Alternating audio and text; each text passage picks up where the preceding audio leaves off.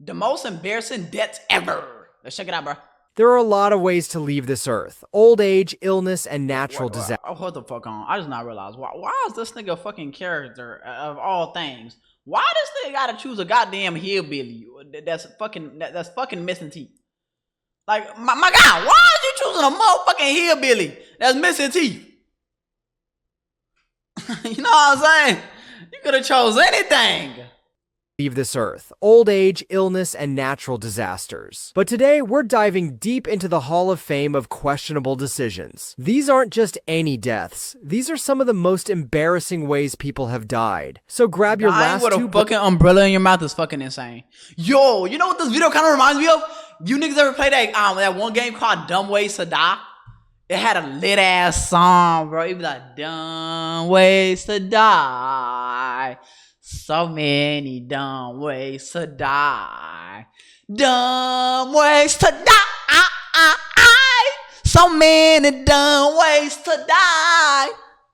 Dumb ways to die. Hey, bro, I'm hitting them notes. I ain't gonna lie.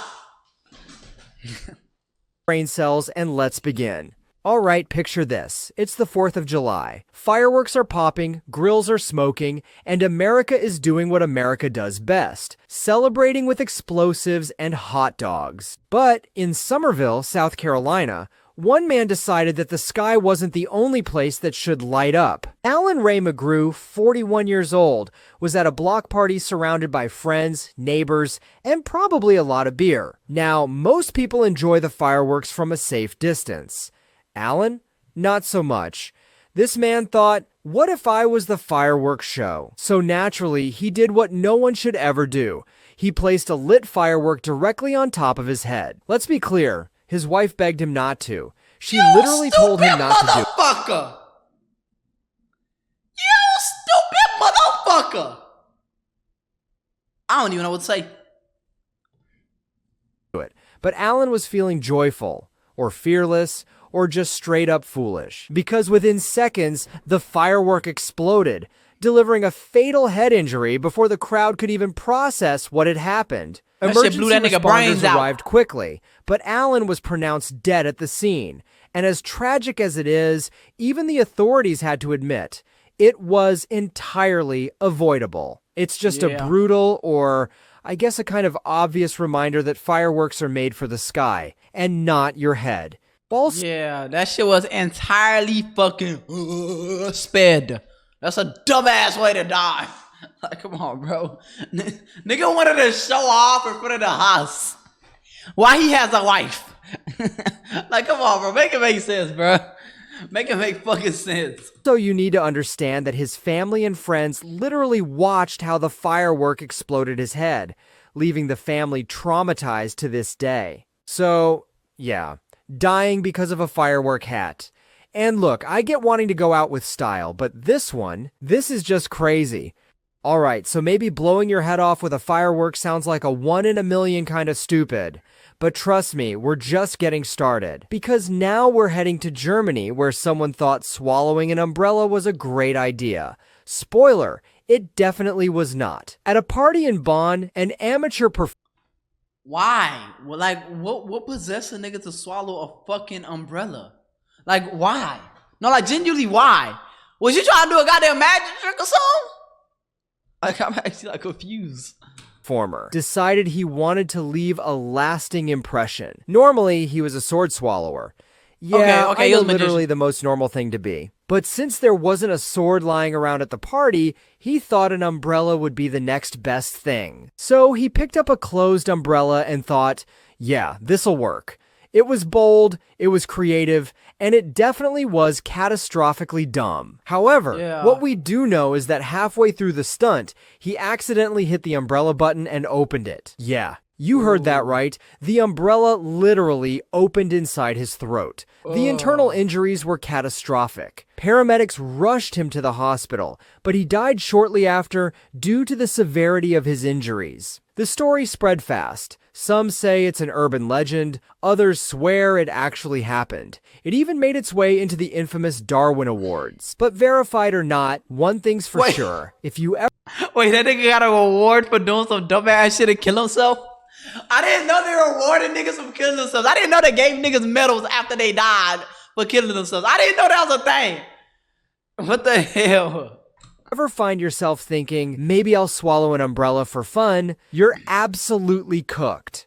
But whatever, we've lit fireworks on our heads, we've opened umbrellas in our throats. It's been a masterclass in questionable life choices so far. So naturally, let's take this to Niagara Falls, where one man thought the smartest way to support his family was by becoming human cargo in a wooden barrel. It's July 11th, 1920. Charles Stevens, a barber from Bristol in England, builds himself a wooden barrel and, like any other rational human being, straps an anvil to his feet for weight. Which, look, I'm not saying I'm a physics expert, but maybe don't tie yourself to a giant chunk of iron before you launch off a waterfall. And just to make sure things were extra hopeless, he ignored the advice of literally everyone and didn't even test the barrel beforehand. The moment the barrel went over Horseshoe Falls, it didn't just fail, it shattered.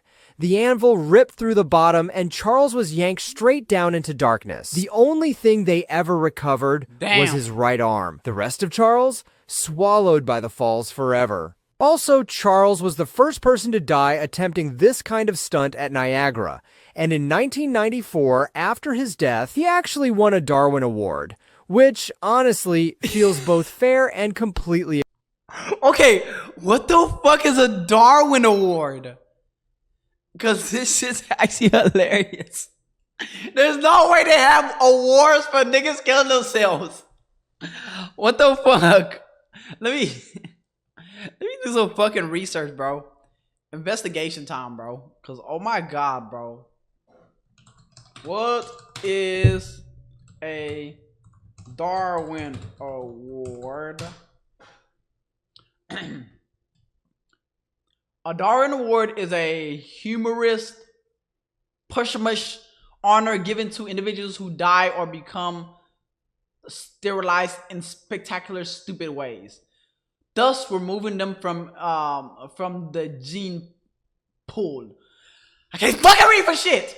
These these awards, which recognize contributions to human evolution through self-inflicted harm, are judged based on criteria including death being a result of self-selection and arts of unique accomplishment. Stupid. The concerns are I can't read. All right, I didn't. Wow, that's crazy. That is crazy. They make awards for stupid niggas for killing themselves. What the fuck? Yo, whoever came up with that's kind of fucked up, but they kind of funny though. I ain't gonna lie. Them niggas mad funny. Expected. By this point, you'd think the bar for bad decisions couldn't get any lower. And yet, here comes a guy who looked at a disused cable car line in the Italian Alps and thought, what could possibly go wrong? And as we all know, the moment you ask yourself that question, everything will go wrong. David Mason, a 49-year-old British tourist from Glasgow, was on a scenic trip through the Marmolada Mountains in the Italian Alps with his 18-year-old son. The views were breathtaking, the air was fresh, and the cliffs extremely unforgiving. While enjoying the view, Mason spotted an old abandoned cable car wire and decided it was the perfect setup for a risky adventure. So, what did he do? He snapped a climbing hook onto the cable and tried to zip down using only his hands for control. Yes, his bare hands. Despite being warned by several hikers nearby, including total strangers who literally tried... How good does this nigga think his grip is? Like, this nigga just highly overestimating himself, bro. Like, who the fuck this nigga think he is, bro? Imagine dying and getting reincarnated and you get a Darwin Award. I ain't gonna lie, that's tough. I ain't gonna lie. That's tough. That's tough.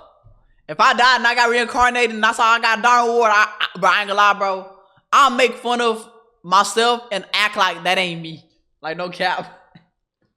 You know, like whenever you fart and you blame somebody else, it'll be like some shit like that. Tried to stop him. David said, nah, I got this. Turns out what he actually had was a one-way ticket to the emergency room with no return trip. Once he launched himself off, gravity did its thing, and so did the slippery surface still covering the cable. He quickly lost control and started falling at high speed, crashing into several rocks along the way like a pinball bouncing violently. The ride ended when he collided with a metal support pole about 650 feet down the cable. Rescue crews arrived quickly and airlifted him to the nearest hospital, but the damage was already done. David was pronounced dead on arrival. An investigation followed, but the conclusion was pretty straightforward. If your dangerous stunt makes strangers scream at you to stop, maybe it's not worth the Instagram story. However, if we've learned anything so far, it's that gravity and bad ideas don't mix. But this next stunt is exactly the kind of homemade disaster